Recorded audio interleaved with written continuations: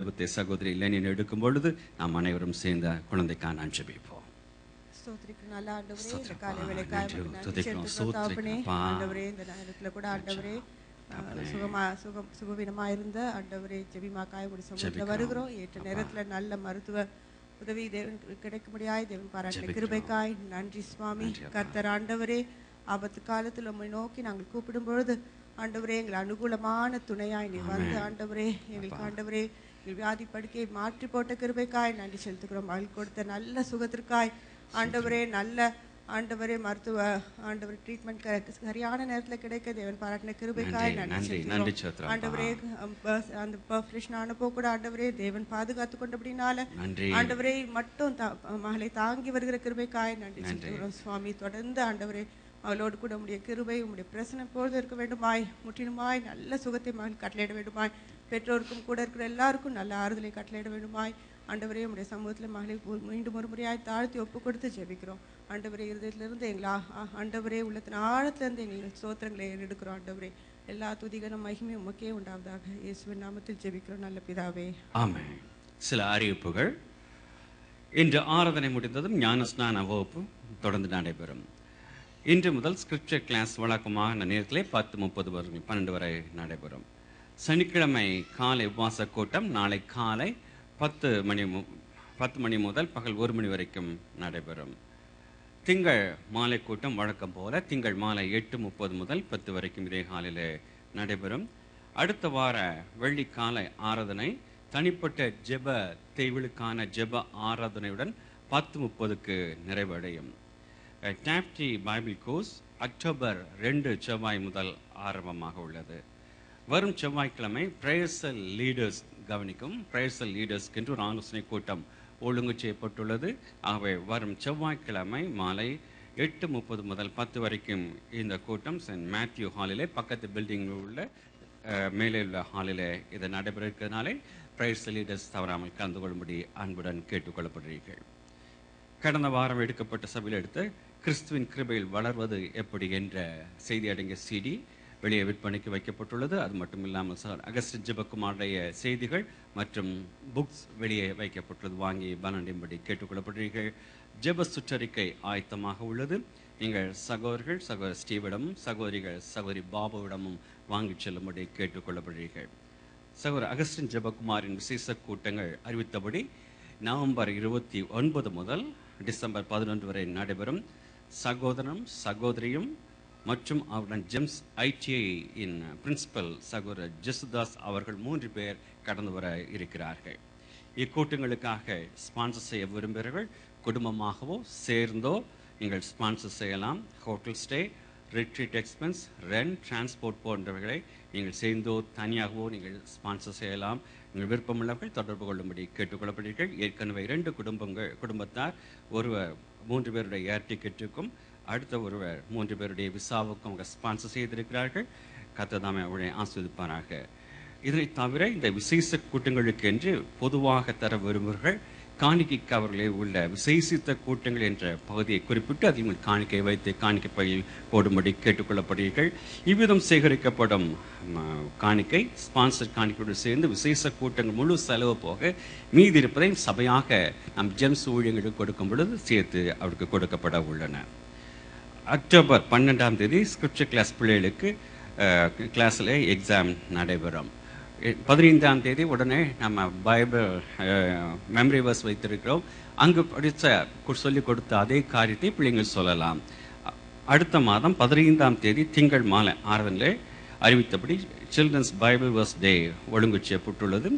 சிறுபிள்ளைகள் அவருடைய வயதிற்கு தக்கதாக தெய்வ வசனத்தை மனப்பாடம் செய்து நம்மத்தில் ஒப்புவிக்க இருக்கிறார்கள். கலந்து கொள்ள விரும்புடைய பிள்ளையுடைய பெயரை நீங்கள் சகோதரி கிறிஸ்டவரிடம் கொடுக்கும்படி அன்புடன் கேட்டுக்கொள்ளப்படுகிறீர்கள். அக்டோபர் 27 அரசாங்க விடுமுறையாக இருந்தால் அன்று ஒரு உபவாச கூட்டம் காலை 9 முதல் பகல் 1 மணி வரைக்கும் சபையிலே ஒழுங்கு செய்ய தீர்மானிக்கப்பட்டுள்ளது. நாம் ஜெபிப்போம்.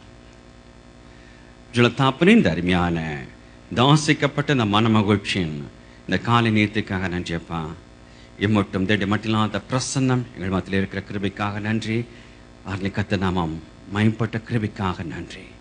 இப்படி ராஜா கர்த்தருடைய வார்த்தைக்காக காத்திருக்கிறோம்.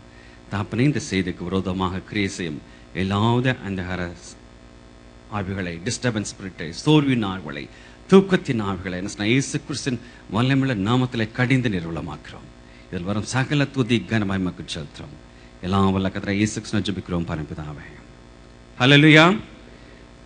இன்றைய செய்தியிலே ஒரு மூல உபதேசம். புதிதாக வந்தவர்கள் நீங்கள் முதலாவது கர்த்தராகிய இயேசு கிறிஸ்துவை சொந்த ரட்சகராக ஏற்றுக்கொள்ளுங்கள். அதுதான் ரட்சிப்பு. ரட்சிப்படைய ஒரே ஒரு வழி கர்த்தராகிய இயேசு கிறிஸ்து உங்கள் ஜீவிதத்திலே சொந்த ரட்சகராக ஏற்றுக்கொள்ள வேண்டும். நீங்கள் எந்த நிலைமையில் இருந்தாலும், எந்தவித பாவமான சூழ்நிலைக்குள்ளாக இருந்தாலும், நீங்கள் கர்த்தராகிய இயேசு கிறிஸ்துவை நோக்கி, தாப்பனே, நீர்தான் ஜீவனுள்ள தேவன், இந்த கட்டுகள் இந்த விடுவிக்க நீர் ஒருவர் தான் என்று சொல்லும் பொழுது உங்களுடைய ஜீவத்தில் ஒரு விடுதலை கட்டளையிடுகிறார், ரட்சிப்பை கொடுக்கிறார், பிள்ளைகளாக மாற்றுகிறார். அவர் இருக்கும் பொழுது அவருடைய ராஜ்யத்தையும் நீதியும் தேடும் பொழுது எங்களை சகல ஆசுவாதத்திலும் நினைத்து வழிநடத்த அவர் வல்லவராக போதுவனாக இருக்கிறார். நாம் இந்த நாளிலும் தியானிக்க இருக்க ஒரு சத்தியம், ஒரு மூல உபதேசங்களில் ஒன்றான ஒரு காரியம் என்று சொல்லலாம். ஆனால் அதே நேரத்தில் அநேக அதுக்கு எதிரான காரியங்களும் உண்டு. நாம் ஏன் தசம பாகம் கொடுக்க வேண்டும் என்ற தலைப்பிலே இந்த நாளிலே நம்முடைய செய்தி இருக்கும். அதுக்கு ஆதார வசனமாக மல்கியா 3:10 நாம் வாசிக்க கேட்போம்.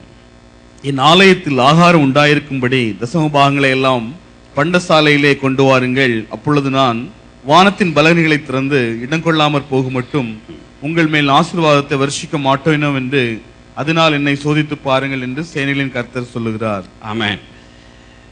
பழைய விசுவாசிகளுக்கு நீங்கள் அனுப்பி ஒரு 10 வருடத்துக்கு முன்பாக சபையில் இந்த செய்தியை எடுத்தது எனக்கு நினைவு இருக்கிறது. புதிதாக வந்ததற்காக மீண்டும் உங்களுக்கு நினைப்போட்ட மற்றும் புதிதாக பிரயோஜனமாக இருக்கத்தக்கதாக இந்த ஆசீர்வாதத்தை கொடுப்பாராக. இன்று இந்த தசமபாகம் கொடுக்க தேவையில்லை. அது பழைய ஏற்பாட்டு கால விசுவாசிகளுக்குத்தான் அதை தேவன் மாற்றிவிட்டார் சிலுவையிலே என்று சொல்லும் உபதேசங்களும் உண்டு.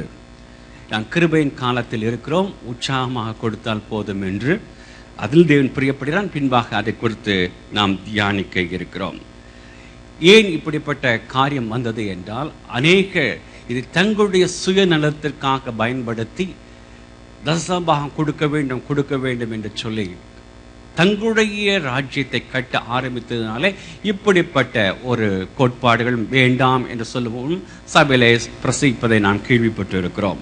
அது ரெண்டுக்கும் பொதுவாக வேதம் என்ன சொல்கிறது, எது நம்முடைய ஜீவிதத்திற்கு ஆசீர்வாதமாக இருக்கும் என்பதை நாம் தியானிக்க இருக்கிறோம். இந்த சபையில் தசமபாகத்தை குறித்து செய்தி எடுத்தாலே சிலருக்கு எங்கே நம்மிடம் பணம் எதிர்பார்க்கிறார்கள் என்ற தவறான எண்ணம் தோன்றிவிடுகிறது. இது தவறு. நம் சபைக்குத்தான் கொடுக்க வேண்டும் என்று நான் சொல்லவில்லை. நீங்கள் தசமபாகம் கொடுப்பீர்கள் என்றால் தேவனை ஆசீர்வதிக்கிறார். அதுதான் ரகசியம். ஏதோ இந்த சபைக்கு தான் கண்டிப்பாக முழு தசமபாகத்தையும் கொடுக்க வேண்டும் நான் சொல்லவில்லை. அவர் சொல்லும் சபைகளும் உண்டு. நீங்கள் தேவனுக்கு என்று கொடுக்க வேண்டும். அதுதான் நம்முடைய சபையுடைய கோட்பாடு.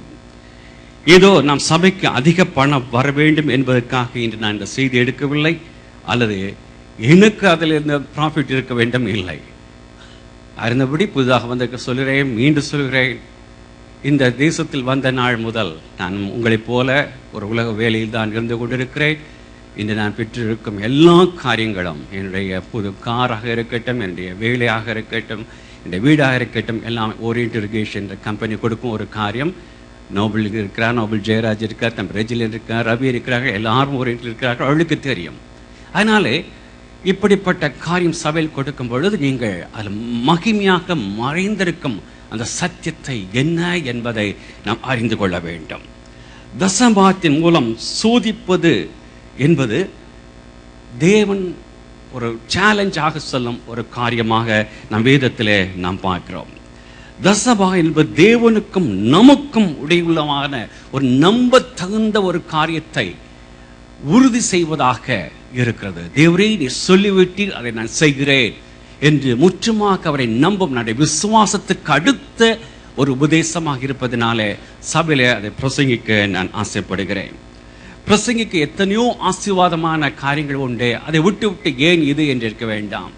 அநேக ஃபார்முலாவை தேவன் வைத்திருக்கிறார் நாம் ஆசீர்வாதமாக ஜீவிக்க வேண்டும் என்பதற்கு. அதில் ஒன்றுதான் இந்த தசமபாகமும். கண்டிப்பாக அதன் பின்பாக அநேக மகத்துவங்கள் அறிந்திருக்கிறதை நாம் தொடர்ந்து அதை நாம் தியானிக்க இருக்கிறோம். இந்த ரகசியத்தை அறிந்து